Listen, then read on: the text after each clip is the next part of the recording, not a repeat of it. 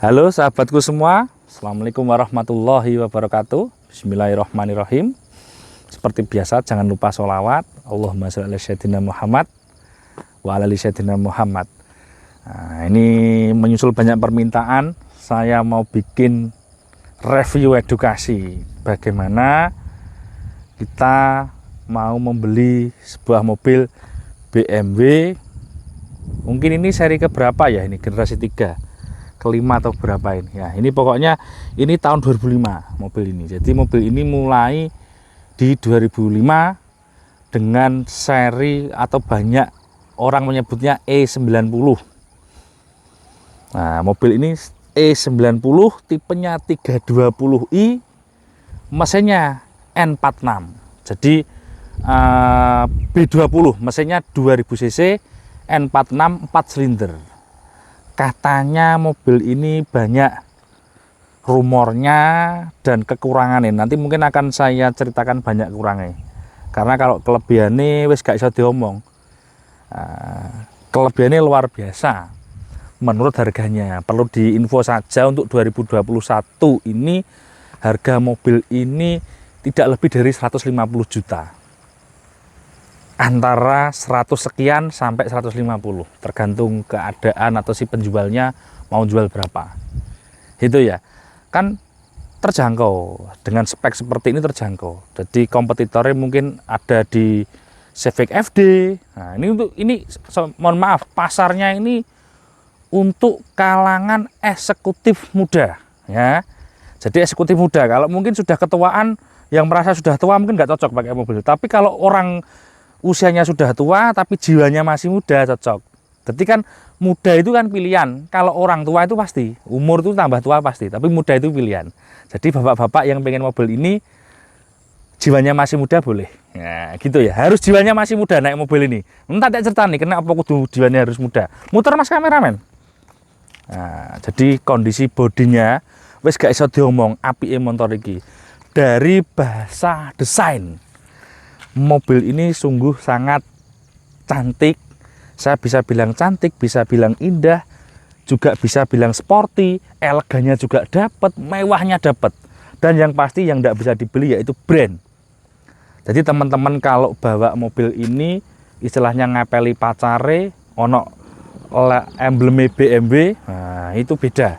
Beda, itu sudah beda. Jadi brand itu beda. Saman bawa ke mall, parkir, jejer sama mobil, ngomong aja Civic yang terbaru, itu kan harganya 400 juta, turbo itu, lebih, gak kalah. Nah, untuk versi yang ini ada yang facelift 2009, jadi nanti ada beberapa perbedaan cukup banyak. Kalau dari luar sih mirip sebetulnya kalau yang facelift, cuma kalau dari belakang yang facelift itu lampunya sudah LED. Nah, lampunya LED ini kayaknya insya Allah kuning, jadi ini masih putih dan ini bohlam, gitu ya. Jadi yang facelift dia sudah LED lampu belakangnya. Dari samping ya, mobil ini garis bodinya kalau dari segi kaca dia seperti BMW yang sebelumnya. Muter nih mas, kalau tak tutui kayak gini memang dia Atos, jadi dia plat bodinya tebel. Nggak usah diomong, plat bodi tebel pasti tebel ya. Untuk buka ini dia harus nggak pakai apa-apa, jadi ditekan gini gitu ya. Nanti zaman bingung nyari tombolnya. Untuk buka bagasi bisa tombol dari depan dan bisa tombol dari sini. Dan kayaknya dari kunci juga bisa. Kuncinya ada di sini. Kebetulan saya punya ini kuncinya masih 2 biji. Ini juga jarang, rata-rata saya dapat mesti hilang. Tinggal 1 biji, ini 2 biji. Kelemahan lagi, kelebihan sih. Bodi ini luar biasa ya. Terus mobil ini dari barunya dia berban RFT. Nah, ini masalah teman-teman, RFT ini. Masalah ki RFT ini. Bannya RFT, run flat tire. Jadi ini bannya ini orisinil dan ini ring piro ki Mas ki? Tulisannya ki 17. Nah, ring 17. Nah, tak cerita nih teman-teman. Ban RFT itu bagus, dia safety, kecojok paku. Ban ini tanpa angin bisa jalan. Kalau saya baca spek ya, itu sampai kurang lebih mungkin mendekati 100 km tanpa angin, bayang nih ya. tanpa angin bisa berjalan. Berarti kan bannya api, cuma anak masalahnya. Yang pertama itu di ban ini, jadi selain dari luar, dalamnya ini ada lapisannya lagi. Jadi akhirnya apa? Bannya keras, dampaknya mobilnya jadi keras. Setirane itu rodok gak penak nek menurut aku. Nah, rodok gak enak, bannya keras. Jadi ban yang mahal belum tentu enak dipakai. Tapi safety, ban ini tidak akan meletus. Zaman mungkin jalan 200 kpj insya Allah tidak meletus ban ini. Tapi jangan dicoba ya, jangan dicoba. Tapi ban ini keras. Jadi dan mobil ini suspensinya keras. Nah ini jadi untuk teman-teman yang punya image bahwa naik BMW itu kentul-kentul, empuk, itu salah. Jadi kalau teman-teman, makanya tadi yang kenapa tadi saya bilang yang naik mobil ini harus orang yang berjiwa muda, karena ini sedan ini keras. Ini karo akot kalah teman-teman. Kalau akot Batman tumpaknya enak akot Batman. Nah, Mercedes kalah, enak Mercedes secara suspensi empuk. Tapi secara sporty dia gini, mewah dia oke, sporty oke. Tumpaknya ke sportian, jadi keras. Nah, itu salah satu kelemahan. Kalau ngomong perawatan kaki biasa ya apa, ndak murah juga ndak mahal.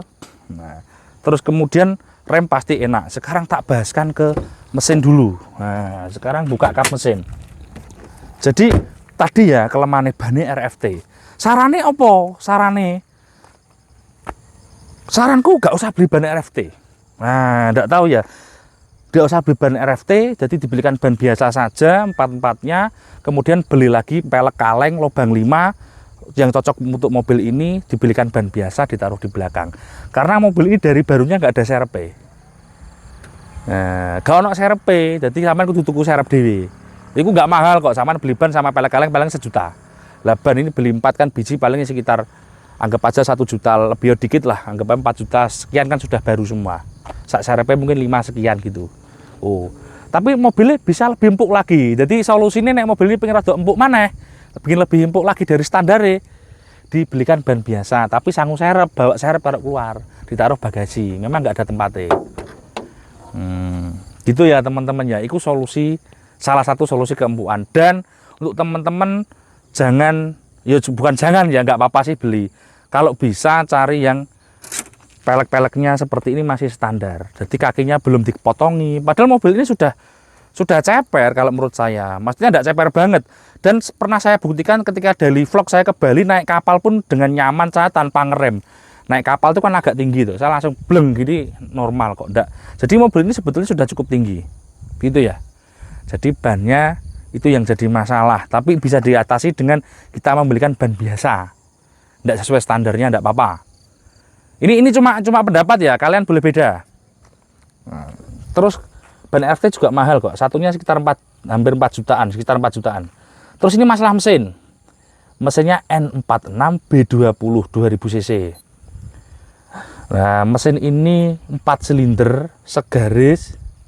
Kemudian dia 4 silinder segaris, tenaganya hampir 150 HP, 140 sekian. Nah, saya tak senengi kok tenaga itu. Tenaganya kan kayak kalau dilihat di atas kertas kayak biasa, hanya 148 HP kalau nggak salah. Tapi tenaga itu sejak baru sampai sekarang dia bertahan. Saya tidak melakukan dyno test, tapi kan sikilku itu kan lebih paham lah. Artinya gini loh, saya itu merasakan, perasaan ya. Saya ngegas mobil ini itu nafasnya itu terasa kalau mobil ini mobil banter, mobil speed gitu saya terasa. Jadi tenaganya artinya apa? Mobil ini dari baru sampai sekian, mobil ini kan sudah 2005 ya, sudah 16 tahun sekarang. Itu nggak turun tenaganya. Nah itu yang tak senengi. Jadi dia konsisten tenaganya. Itulah produk Eropa ya. Jadi HP ini gak ngapusi. Dulu sekian, produk baru menurut katalog dipakai sekian tahun masih tetap tenaganya utuh aja. Itu salah satu keunggulan. Terus keunggulan mesin ini mungkin daripada si kompetitornya, karena BMW itu mesinnya nggak begitu banyak varian, spare partnya mudah. Untuk Anda tinggal di Pulau Jawa, di kota besar, spare partnya mudah. Kalau Anda tinggal di kota kecil, tinggal kita beli secara online. Kalau ada penggantian pernak-pernik, jadi spare partnya mudah, perawatan juga nggak begitu sulit, karena untuk saat ini saya pikir bengkel walaupun dia tinggal di sebuah daerah kota kecil, dia mengetahui kok sistemnya. Karena kan mohon maaf, mekanik-mekanik muda sekarang saya banyak konsultasi, banyak kenal rekanan itu, mereka mengasah ilmu, upgrade ilmu mereka. Jadi mekanik-mekanik sekarang ndak asing dengan mobil seperti ini. Gitu ya. Jadi intinya perawatan jangan khawatir, nggak sulit, juga tidak murah, juga tidak terlalu mahal. Jadi kita membandingkan tidak mahal dan tidak murah itu dasarnya dari mana? Dari kompetitornya. Nah, jangan sampai mobil seperti ini nanti saman rawatannya saman bandingkan dengan LCGC. Ya itu kan nggak mungsuh ta. Itu namanya saman opo ya jenenge yo. Ya wis gak pakem lah cara ngono. Jadi ini harus gitu. Terus dicek yang ngebes mana, terutama rata-rata dari selang-selang. Tapi kalau menemukan kayak kadang selang power steering atau apa itu nggak begitu mahal banget kok perawatannya. Ganti pun juga nggak mahal. Itu ya teman-teman ya. Oke. Saya pikir mengerti ya, sudah cukup ya. Terus apa mana? Jangan sampai ada nabrak. Seperti ini diceki dari atas, samping. Ini diceki ya. Oh, dari atas, kemudian dari tulangan. Terus dinceng dalam-dalamnya kayak gini. Tulangan itu dinceng. Nah, ini dinceng kayak gini-gini kan. Nah, seperti di dalam-dalam gitu harus dinceng. Ya. Sama enggak apa-apa, dulur-dulur dikit enggak apa-apa, kotor-kotor dikit enggak apa-apa. Kemudian baut-baut bintang kayak gini masih ada. Ini kan masih elek kan orisinil. Masih rupanya elek orisinil. Gitu ya, teman-teman ya. Baut-baut bintang. Jadi mobil ini baut L-nya itu bintang, teman-teman. Bukan L segi 6 itu enggak, dia L-nya bintang. Jadi dari mesin begitu, tenaganya konstan. Enggak tinggi-tinggi banget tapi dia sejak baru sampai sekarang masih bertahan. BBM kemarin saya test drive, saya bikin vlognya itu mobil ini di dalam kota 18, untuk antar kota 10,5. Nah, dia menyentuh angka 11 itu sudah baik. Artinya apa? Mobil ini nggak boros banget untuk yang tipe 320 mesin B20 ini. Tapi untuk yang tipe M Sport semacam 325 itu memang dia lebih boros. Tapi kan tenaganya itu sudah berbeda dan itu mobil sudah masuk di ranah hobi. Kekurangannya tadi salah satunya yaitu di kekerasan. Jadi kalau dibanding mungkin dengan Mercy seri C, mata kacang New S, mungkin masih empuk dia sedikit. Tapi dari sisi tampilan, dari bodi, ini yang saya pikir yang dengan bodi yang paling ganteng. Sekarang tak bukakan interiornya. Nah, reviewnya sambil jalan gini ya. Nanti kalau videonya saya sama mas kameramen diputus gitu, saya ngomongnya masih jalurnya lupa. Nah, dalamnya interior saya pikir biasa, artinya dia mewah tapi nggak begitu wow banget. Nah, untuk itu di bagian door trim seperti itu, kemudian itu tombol untuk lampu, dia ada head adjusternya, jadi dia lampunya bisa naik turun. Di bawah pedalnya ada 2 matic lah, itu untuk jadi ngede ya. Kalau wipernya di kanan, ratingnya di kiri. Nanti tak jelaskan tentang tombol pojokan cilik itu DC itu ya, nanti tak jelaskan nanti sambil mau jalan. Itu untuk transmisinya dia mekatronik. Nah, nanti tak jelaskan sambil jalan mekatronik itu bagaimana. Itu untuk interiornya. Terus ada perkembangan yang cukup baik lagi dari sisi belakang. Kene kak. Nah, dari belakang. Nah, ini di belakang itu ada AC-nya lagi. Nah, itu AC yang bagian belakang, untuk suhunya dia ikut yang depan. Nah, tapi AC-nya ini dual zone, teman-teman. AC mobil ini dual zone, jadi dari kanan itu bisa pakai suhu sendiri, yang kiri juga pakai suhu sendiri. Jadi sing kiwa misalnya masuk angin greges, pakai AC hangat bisa, yang kanan wonge ungkep pengen adem bisa. Gitu ya. Jadi AC-nya dia dual zone. Untuk masalah naikan tak jelaskan tadi sudah keras. Kalau lari sangat responsif. Jadi nanti wis tak jelaskan. Nah, habis ini kita test drive. Nah, nanti sambil juga tak jelaskan tentang transmisinya yang katanya tanda kutip horor itu enggak. Jadi kalau ada teman-teman yang punya BMW yang ngomong kalau BMW seperti ini katanya rawan mogok, itu kalau menurut saya itu mitos dan itu hoax. Kalaupun toh ada itu berarti sing punya gak ngerawat. Gak ngerawat itu ada 2, orangnya pemalas atau nggak punya uang, cuma 2 itu.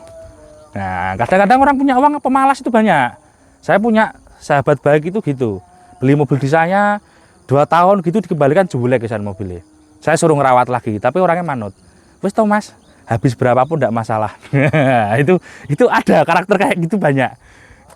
Jadi dia kalau mau waktunya ngerawat mobilnya itu dikembalikan ke saya, suruh ngerawat lagi.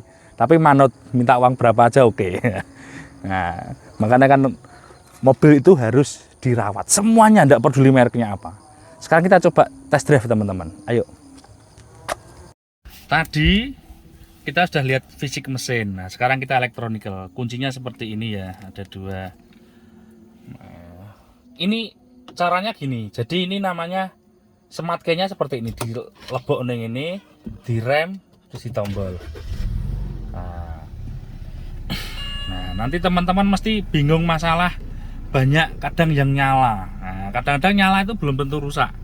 Tadi itu saya habis benah-benah kaki-kaki sama ngerestart aki, tiba-tiba muncul gambar si SRS ini. Itu enggak apa-apa. Ini SRS-nya enggak apa-apa mobil ini. Nanti mungkin kadang seperti ini scan juga dia mati. Kemarin gambar Graji itu di sini nyala, tak bawa dari Bali ke Malang ya enggak apa-apa radiator saya. Ternyata tak scan mati juga. Nah, ini tombol ini. Ini tombol BC. Mobil ini enggak ada stick ulinya. Nah, ini. Kemudian ditekan gini, cek. Nah, ditekan lagi. Nah, yang full apa sekarang, bensinnya mau habis. Nah, tekan lagi, kecil gini, cek. Oil ditekan, oke. Ini nanti dia akan muncul seberapa. Oh, oli oke. Ya, kayak gitu ya. Jadi tidak ada stick ulinya. Kalau oke ya oke, kalau kurang nanti akan muncul dia. Nah, jadi seperti ini teman-teman. Oh. Tuh, komplit. Nah, ini kemarin nyala. Lah, ini titik-titik kan nanti hilang. Tekan. Oh. Sekarang lo.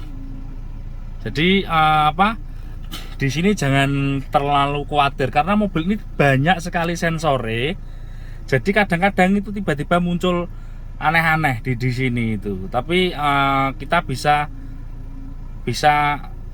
menyadarinya itu sensor yang berbahaya apa yang tidak. Jadi semacam kalau sensor itu transmisi itu berbahaya. Sensor misalnya kata transmisi atau di engine itu cukup berbahaya. Tapi kalau hanya kadang-kadang hanya seperti ini itu kita sudah tahu fisiknya enggak kenapa-kenapa, itu bisa kita lewati dalam setiap melihat. Nanti kita bisa konsultasi dengan bengkel untuk menghilangkannya, dan itu bukan hal yang sulit. Gitu ya teman-teman ya. Ini mobil ini speedometernya sampai 260. Saya enggak tahu mesinnya asli. Cuma kemarin saya nyoba terakhir itu sampai 160 itu masih enak. Nah, ini transmisinya. Dia mekatronik. Jadi P di rem, di R kudu jengking bokongnya ya. Di P neng R ki bokongnya kudu jengking. Nah, bokongnya nyenting ini. Bokongnya mobil maksudnya. Oh, sampean pikirannya aneh-aneh. Terus N, terus D. Nah, D kudu bokongnya kudu ambles ya. Kalau dia geser ke sini jadi Tiptronic. Nah, Tiptronicnya ini dia 6 speed. Nah, jadi Tiptronicnya dia 6 speed. Jadi kalau gini ya, ini tadi digeser kiri, dia jadi sport. Nah, sport itu nanti kalau digeser ke bawah ini dia jadi Tiptronic, langsung jadi manual. Low M2. Ini harus dicoba jalan. Wajib. Jadi teman-teman kalau beli mobil seperti ini wajib nyoba jalan. Itu wajib. Ini tadi saya habis ngelepas aki keluar tulisan set ini. Gitu ya. Jadi teman-teman wajib nyoba jalan. Di laci ada apa aja? Ini ada pajak. Mobil ini pada umumnya pajaknya mendekati 5 juta. Nah, ini checklistnya. Kerusakannya apa? Saya tulis di sini. Ini kemarin ada kerusakan apa? Saya tulis. Keadaan oke. Saya sudah tes dari Malang. Di kecepatan 190 ya. Ini detail. Saya ada kekurangan apa-apa saya tulis. Waktunya ganti sudah aus gitu saya tulis. Jadi kalau teman-teman beli di tempat saya, insya Allah informasi sedikit tentang mobil itu sudah saya tulis. Ini buku servis, manual booknya di sini. Buku servis mobil ini maksudnya. Nah, gitu ya. Sekarang kita coba jalan. Tak nutup pintu dulu.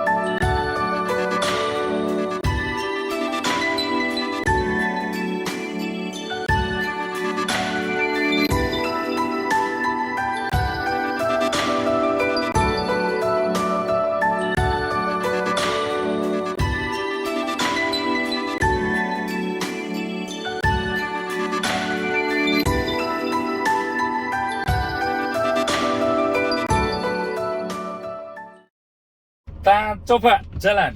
Nah, tarian wow.